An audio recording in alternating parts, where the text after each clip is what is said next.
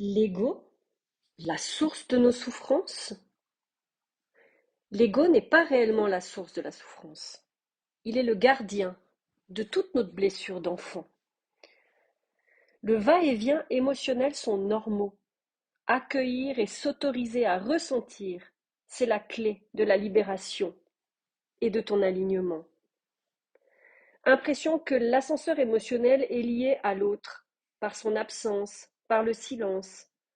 C'est une illusion qui, en réalité, nous replonge à notre propre vide, notre manque des parties de nous-mêmes qui nous appellent, ce ressenti de l'absence de l'autre et notre ressenti de l'absence de nous-mêmes.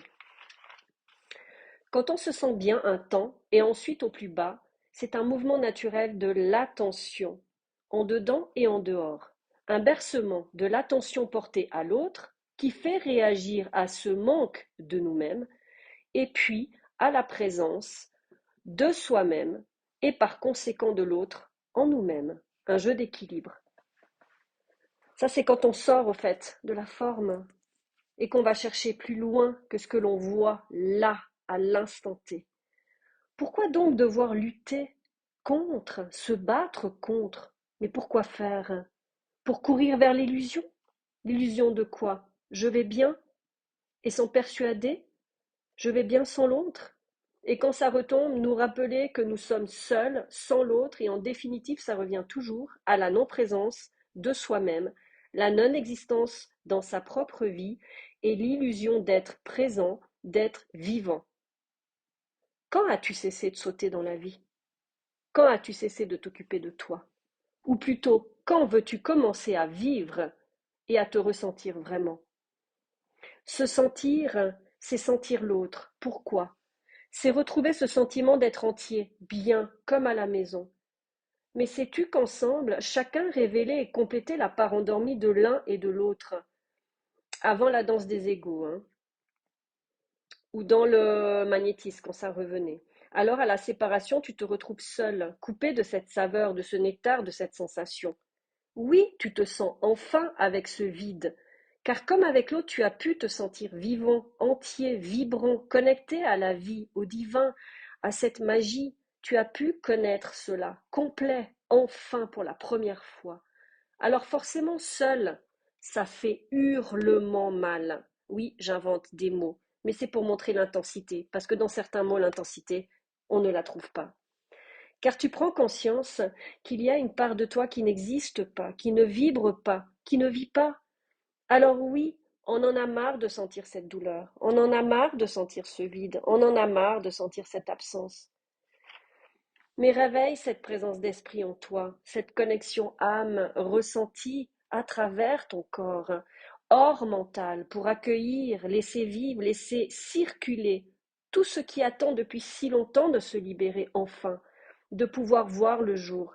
C'est ça le retournement, retourner la lumière vers le sombre, le cacher, l'enfoui, pour l'apercevoir enfin et laisser monter, circuler, bouger cela en toi. Oui, on déteste, oui, c'est inconfortable, oui, c'est insupportable, oui, c'est fatigant. Mais qu'est-ce qui est plus dur? C'est lutter, se battre, se révolter, se museler, s'étouffer? Cela, laisser en silence, laisser à distance. Et oui, c'est tout ce que fait ton autre, par son déni, téléguidé par la source, pour que tu puisses enfin te voir, toi, seul, dans cet éclairage si spécial en étant seul. Le cadeau précieux, tes retrouvailles, te connaître, comme jamais tu t'es autorisé. Alors ce que tu as à faire, c'est lâcher cette lutte et enfin vivre avec cela, en accueillant, en écoutant, en accompagnant ce qui se vit là. Mais oui, crie, mais vas-y, pleure, mais vas-y, énerve-toi, sors tout ce que tu as à sortir. Mais ce n'est pas que lié à cette histoire, c'est tout ce que tu as contenu depuis l'enfance, à chaque instant, jusqu'à ce que tu trouves cet espace neutre, ce point zéro de flottaison, comme un plus rien, un non ressenti, un état de complétude, jusqu'à des profondeurs différentes. Tu sais, c'est une sensation super bizarre. Des fois, tu as même l'impression que tu deviens fou, tu te dis, mais je me reconnais pas. Mais c'est normal, parce qu'au fait, tu te reconnais, tu as des parts de toi que tu ne connais pas du tout. Donc c'est logique d'avoir cette sensation de penser qu'on ne se reconnaît pas. D'ailleurs, on pense qu'on switch et qu'on devient comme l'autre. C'est pas qu'on devient comme l'autre, comme je l'ai déjà dit ou expliqué, c'est qu'en fait, tu reconnectes à cette part qui a toujours existé en toi, mais qui était endormie, et que l'autre, à travers lui, t'a simplement montré des choses que tu admirais, que tu adorais, que tu voulais ressembler ou que tu aurais voulu avoir en pensant que tu ne les avais pas. Mais c'est une illusion. Les levées de voile, de déni de choses que tu ne connais pas encore de toi. C'est ça qui se passe à un moment donné. C'est ça le parcours, c'est ça le chemin, et non le but. Le but, on ne le sait pas. On se laisse guider sur ce qu'on appelle le monde sensoriel, le ressenti, la perception, le non mental, la vie, ce qui se vit en soi et en dehors. C'est ça être vivant, comme au contact de cet autre, où on s'est senti vivant comme jamais on ne l'a été. Oui, ça fait peur. Oui, on a pensé que cette sensation peut nous mettre à terre comme jamais personne ou quelque chose ne l'a fait. On se protège, on se ferme, on fuit, on résiste. Mais les deux font ça. C'est quelque chose qui est perturbant. C'est quelque chose qui est inconnu. L'inconnu fait peur. Inconnu veut dire danger. Chacun a ses résistances, chacun a ses protections. Mais c'est ce qui nous a reconnectés à la vie finalement, à son essence, à son être authentique, ce que l'on est en dessous de la chape l'un et l'autre, de façon différente bien sûr, des réactions différentes, des moyens de protection différents. Tout est différent puisque c'est deux êtres complètement opposés mais totalement complémentaires en même temps.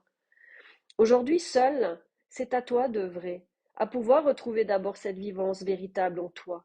Tu sais ce qui peut t'aider, c'est de te connecter sur le début et de ressentir en toi, de sentir vibrer cette sensation de bien-être, d'être à la maison, cette sensation de bonheur intense. Connecte-toi à ça, c'est déjà en toi. Quand tu te sens vide, reconnecte-toi, imprègne-toi en fait de cette sensation. En fait, c'est pour pouvoir retrouver, comme j'ai dit, d'abord cette vivance véritable en toi, et l'autre a son job à trouver, ce qu'il vivra dans ses expériences aussi. Mais c'est chacun son rôle. L'autre, s'il n'a pas envie d'aller se visiter, qu'il n'a pas envie de se retrouver, et qui pense que c'est une illusion, que ce qu'il a ressenti, c'est une relation qui est fausse parce qu'il n'a jamais ressenti ça avant, eh ben c'est à lui de penser ça. Tu veux changer quoi? Franchement, tu veux changer quoi? Tu ne peux pas changer quelqu'un au bout d'un moment. Tu peux pas le forcer, tu peux pas lui dire, moi je ressens ça, fais la même chose. Non, c'est à l'autre de prendre conscience. Et c'est ça son cheminement à lui. S'il le trouve, c'est la chose la plus merveilleuse. En tout cas, moi c'est ce que je souhaite. Parce que de pouvoir recontacter cette partie-là, mais c'est la plus belle chose que tu puisses avoir. Je sais que je l'ai peut-être déjà dit, mais c'est vrai. C'est un cadeau. On ne le voit pas tout de suite. Au début, on est voilé, on est tellement triste, on est tellement dans la douleur, on est tellement dans l'impuissance et l'incompréhension qu'on ne voit pas tout ça. Et forcément, quand on a mal, on met la faute sur quelqu'un d'autre, sur l'extérieur. Ça a toujours été comme ça, depuis toujours, depuis tous les temps. Donc saisis cet instant.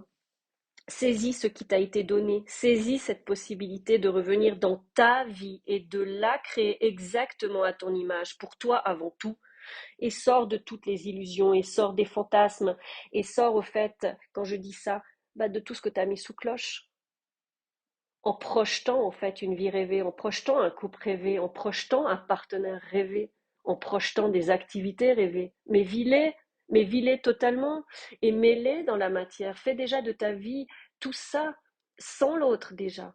Pourquoi? Parce que tu te dis que c'est seulement avec l'autre et c'est seulement en rencontrant un autre justement que tu pourras avoir cette vie-là. Mais c'est une illusion. Réfléchis déjà de te dire comment pourrais-tu mettre en place dans cette vie-là, cette vie que tu souhaites, que tu rêves depuis toujours. Qu'est-ce qui t'en empêche? Va chercher ces freins, va chercher ces limitations, va chercher ces peurs. Qu'est-ce qui te bloque? Reconnecte-toi, crée la vie exactement de celle que tu veux d'abord pour toi. Crée-la exactement à ton image. Ne culpabilise pas de monter, de tomber, de remonter, d'avancer, de reculer. Tu es comme un enfant nouveau qui arrive à grandir sereinement et sainement. Tu sais, l'enfant qui tombe et qui se relève et qui essaye 1 million de fois. Eh ben, c'est exactement ça. Allez, va puiser cette force, va puiser ce courage, parce que tu l'as déjà ressenti en toi. Et on a toutes ces choses déjà en soi. Elles sont là, permanentes. Tout est dualité, tout existe ensemble et en même temps. Remonte à cheval, refais tes expériences, ressens-toi. Et quand c'est en bas, c'est en bas. Tu as le droit. Autorise-toi, simplement. Et sors au fait des conventions, et sors des croyances, que tu dois être comme ça, que tu dois résister. C'est écrit complétude, oh mon Dieu, je dois le faire, ah non, j'y suis pas encore. Non, vas-y. Il n'y a pas d'espace-temps. Pour des personnes, c'est plus court, pour d'autres, c'est plus long. Retrouve ta vie, retrouve cette sensation d'être vivant. Retrouve tout ça.